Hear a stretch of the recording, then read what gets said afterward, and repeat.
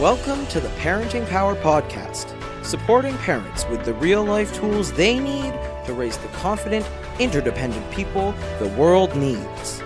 Gail Bell and Julie Friedman-Smith interview experts who share their knowledge to assist parents in creating a home environment where kids can thrive. Hello, this is Julie Friedman-Smith. And I'm Gail Bell. We're so glad that you're tuning into our podcast because it gives us a chance to share ideas of experts that are making a difference for parents. Today, we're speaking with Jody Robbins. Jody is an award-winning freelance travel and lifestyle writer who divides her time between Calgary and Canmore, Alberta.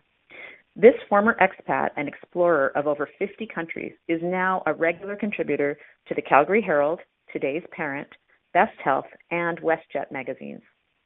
Her work has also appeared in the Globe and Mail and on CBC News, where her travel knowledge is put to the test in front of a national audience. When not traveling with her family, Jody can usually be found on outdoor adventures in the Canadian Rockies. Her recently published book, 25 Places in Canada Every Family Should Visit, is a great resource for all families. Gail and I look at it over and over again. So welcome, Jody. It's great to be speaking with you. Oh, thanks so much for having me on. I'm a huge fan of yours too. As you know, I'm always trying to tap you guys, reading up your blog. It's just a great resource for people with not just young children, but I find as my daughter's into her teen years, I'm circling back. Still always needing help. Well, thank you. That's awesome. Well, Jody, we've got a few questions here to ask you to tap your expertise in the area of traveling with families. We know families often think it would be a great idea to go on a holiday with another family. Maybe you can share with us some of your tips for sharing spaces when holidaying with other families. Yeah, so holidaying with other families is, I think, a great idea because the whole point of a vacation is to relax and get rejuvenated, but it's pretty common for people to rent condos or do a house swap, VRBO, that kind of thing. But then one parent or one caregiver is still usually tasked with doing a bit of tidying up, certainly the food prep. But when you're with another family, you can completely share the workload. So it just makes it easier. It's also great for entertaining the kids. Based in Calgary, typically Calgary families like outdoor adventures. We like hiking, but anyone who's hiked with young kids know it sounds better than sometimes the reality. So when you have other kids their age, you can just do more things with them.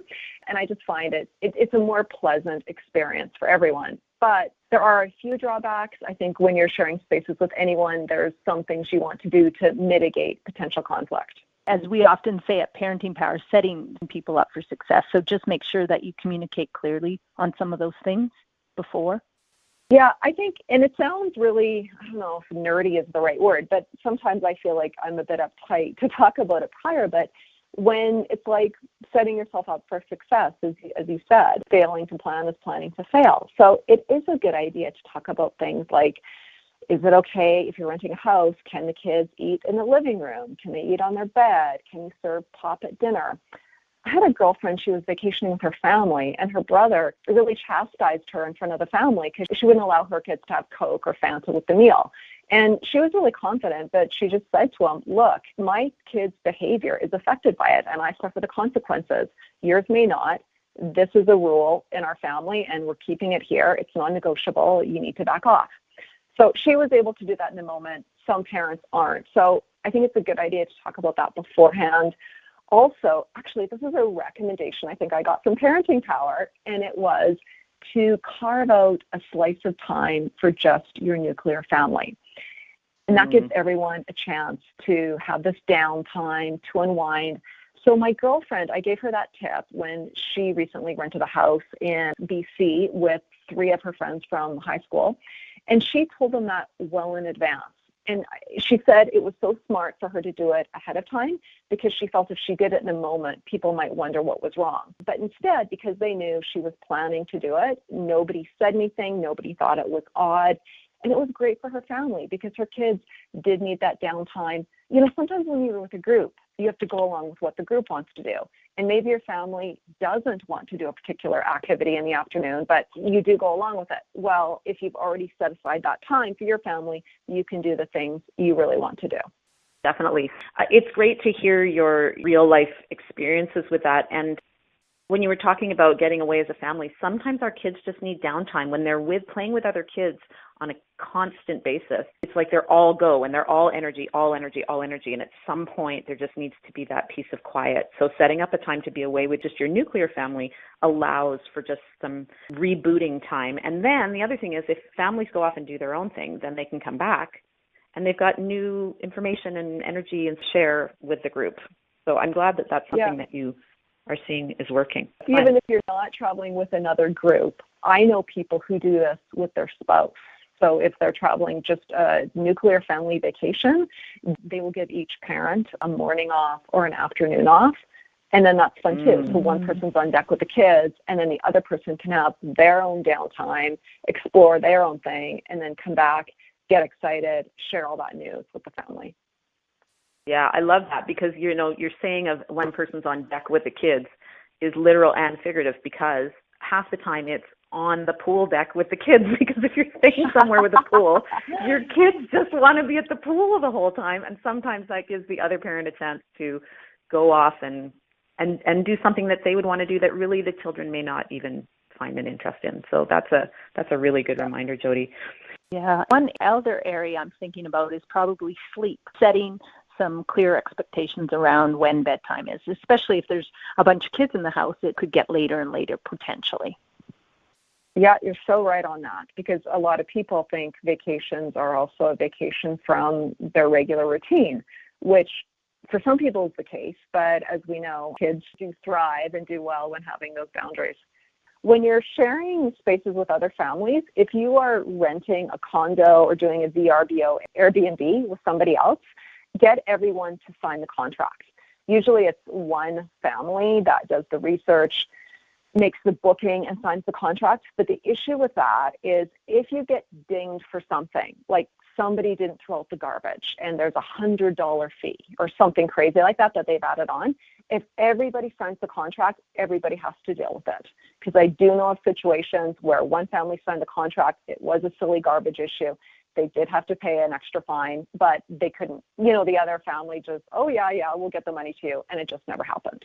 But when everybody signs, everybody's responsible. That is such a great tip for us all just to put in our back pocket and remember because you don't want something like someone forgetting to take the garbage out to be the memory of a great trip that happened. So dealing with that and thinking about that beforehand is super helpful for everyone. What about when we're heading off on duty trips? So we've set aside a piece of time of our vacation to go and visit family or people that we just have to go and see that maybe not everybody wants to go and see, but we know we need to put that time in. What are your tips around that? Yeah, and those are tough. I think we all face those. I think a lot of it is acknowledging the situation. So recognizing that this may not be a vacation, even though you are taking vacation days from work, but it is something that you are doing, and you're probably doing it because of your value, because you recognize that it's important to maintain these family ties. So see it for what it is. Again, really do try to communicate with everyone ahead of time. Number one, your spouse or your partner, about what's important. If it's your family or their family, figure out what's important for the family you're visiting, what you do with them, who you want to see. Sometimes I find in my own situation, my husband will sometimes just take off with a family member and just sort of leave me stranded hanging out with relatives I don't know very well. So we, after a couple situations with those, I definitely talked to him ahead of time and was like, okay, are you planning to do this? Let me know in advance because then I'll take my daughter and I'll set us up for success. Like maybe we go visit a park at that time, but you don't want to be hung in the moment.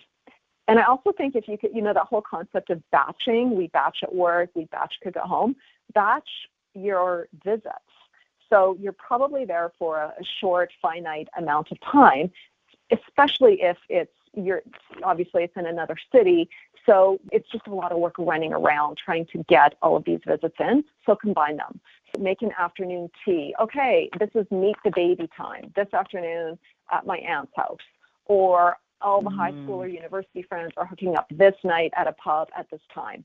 So you're not running around seeing 6 different people. As many of those people as possible can meet you in one place. Because I think people forget you're making all the effort to visit them, traveling miles, but they don't have to change much in their life circumstances. So you can put some onus on other people so they can come to you. That is a really good, doesn't that make so much sense? I never thought of that. I really think that's a great idea for families. And what you initially said rang a bell in my head, just setting clarity of what's important for that person when you're there. So if you're going to your spouse's parents' home, what's important for them? And it is a short amount of time. So if we get really clear on that, most people, I can't think of anybody who wouldn't then say, okay, I get it now. I didn't know. I know this is important and we can do this as a family. And then sharing that importance with your kids. As I always say, kids are great if we tell them the expectations before we expect them. So that is exactly. super and maybe helpful. Yeah, and offer them a reward too, because I just remember as a kid these days spent in Ontario visiting. It seemed like all these endless sick people, and it was so not interesting. And so if you can offer them a little bit of a reward, like, we have to go visit this great aunt for probably 2 hours, but you can bring your book and afterwards we'll go for ice cream, that sort of thing. Or even showing them a calendar, right? Because time's abstract for kids. So here's when we have to visit, but look at all the time we don't have to visit. Yeah, absolutely. Yeah, involving them in, so what are we going to do with this extra time? That's a big part of vacations, I think. If we all leave with our own ideas about what's going to happen on the trip, but nobody's actually communicated them to anybody else in the family, then it's really easy for disagreements to happen. But if we do a little bit of talking before we go, and then in the beginning of the day, just to say, so here's what this day looks like, here are the times we've got, or in the next 3 days, how do we fit in what you want to do and what I want to do, and do we all need to go together to the same place, or do 2 of us go mini golfing while the other 2 of us go and check out the history museum? So I just keep hearing this communication idea coming back again and again. And Jody, I love that you also tied it to values, because you're right. When we go and visit these people, we are doing it because we believe it's the right thing to do. So if we're going from values, then let's lean on that, and it makes it all a lot clearer. And also think about, does everyone really need to go? Like, say, as we age, our parents are going to, face illness, and it's important to make those trips.